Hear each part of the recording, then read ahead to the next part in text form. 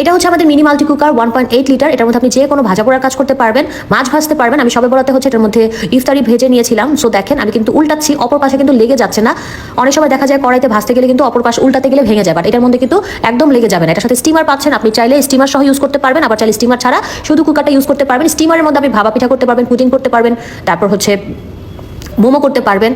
এটা কিন্তু হিটটাকে বাড়াতে কমাতে পারবেন দুইটা স্পিডে।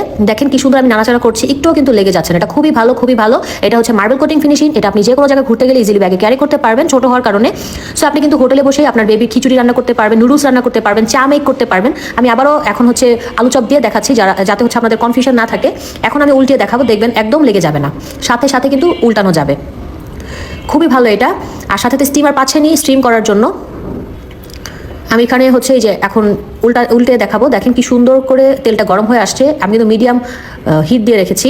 এই যে দেখেন উল্টালাম, অপর পাশে কিন্তু একটুও লেগে যায়নি, এবং আলু চপটাও কিন্তু ভেঙে যায় নাই। অন্যান্য কড়াইতে করতে গেলে দেখা যায় উল্টাতে গেলেই অপর পাশে লেগে যায় বা ভেঙে যায়, বাট এটা কিন্তু হবে না এটার মধ্যে।